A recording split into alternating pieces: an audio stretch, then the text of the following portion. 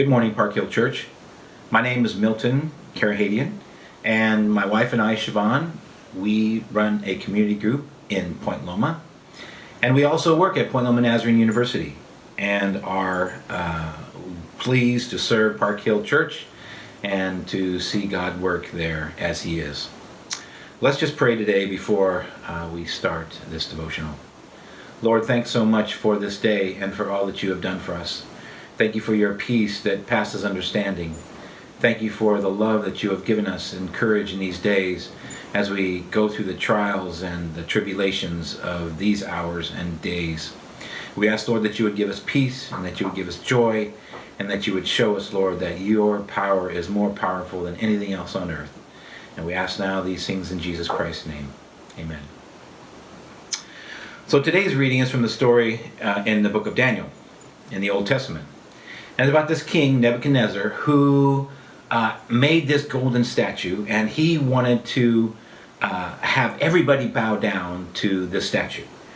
And at a certain time, when the cue came and the music started to play, everybody was supposed to bow down and serve and worship this idol.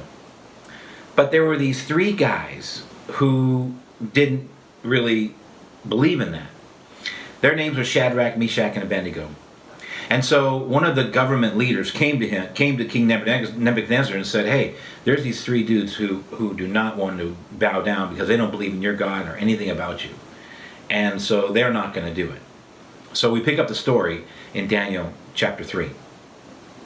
Furious, King Nebuchadnezzar ordered Shadrach, Meshach, and Abednego to be brought in. When the men were brought in, Nebuchadnezzar said, is it true that you don't respect my gods and refuse to worship the gold statue that I have set up? I'm giving you a second chance. But from now on, when the big band strikes up, you must go to your knees and worship the statue I have made. If you don't worship it, you will be pitched into the roaring furnace. No questions asked. Who is the God who can rescue you from my power? Shadrach, Meshach, and Abednego answered Nebuchadnezzar, O king, Nebuchadnezzar, your threat means nothing to us. If you throw us into the fire, the God we serve can rescue us from the roaring furnace and anything else you want to throw at us. O king, but even if he doesn't, it wouldn't make a bit of difference. O king, we wouldn't serve your gods or worship the gold statue you set up. Nebuchadnezzar's face turned purple with anger, and he cut off Shadrach, Meshach, and Abednego. He ordered the furnace fired up 7 times hotter than usual. He ordered some of the strong men in the army to tie them up hands and feet and throw them into the roaring furnace. They were bound hand and foot, fully dressed from head to toe, and were pitched into the roaring fire. Because the king was in such a hurry and the furnace was so hot, the furnace killed 3 men who carried them into the fire. The fire raged around them. Suddenly, Nebuchadnezzar jumped up in alarm and said, didn't we throw 3 men bound hand and foot into the fire? That's right, O king, they said. But look, he said, I see 4 men walking around freely in the fire, completely unharmed, and the 4th looks like the son of the gods. Nebuchadnezzar went to the door and to the roaring furnace, and he called in, Shadrach, Meshach, and Abednego, servants of the Most High God, come out of here.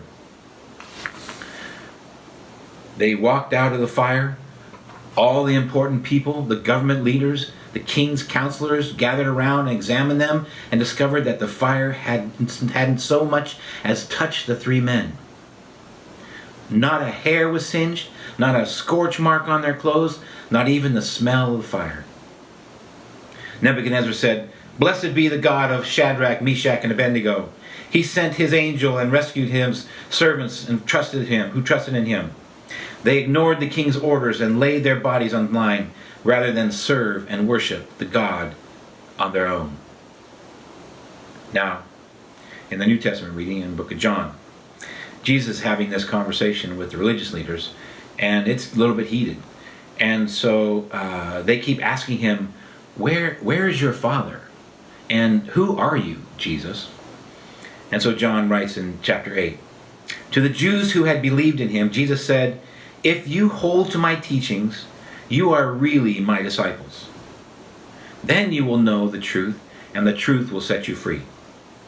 They answered him, we have Abraham's descendants, and we have never been slaves to anyone. How can you say that we can be set free? Jesus replied, very truly I say to you, everyone who sins is a slave to sin. Now a slave has no permanent place in the family, but the son belongs to it forever. So if the Son sets you free, you are free indeed. I know that you are Abraham's descendants. Yet you are looking for a way to kill me, because you have no room for my word. So here Jesus drops this, bomb on them about their belief system and who they are and where they came from. And they're trying to understand from an earthly perspective, but Jesus is speaking from a spiritual one. So it was the same way with Nebuchadnezzar. He thought and had no idea about Shadrach, Meshach, and Abednego's faith in Yahweh, and that he would save them from the flames. So were the religious leaders in his community trying to kill Jesus for his Father in heaven and for his words. But each of them, Shadrach, Meshach, and Abednego, and Jesus, stood strong and courageous in the strength of God's Spirit to overcome their circumstances and were victorious even up to death. Today, I encourage you to stand in the promises of Jesus, that he will set you free from sin, just as Shadrach, Meshach, and Abednego were saved from the devastating flames of the furnace. Live the example of Jesus Christ wherever you are, and take courage and be victorious in all the places and all the trials and all the persecutions wherever you find yourself this day.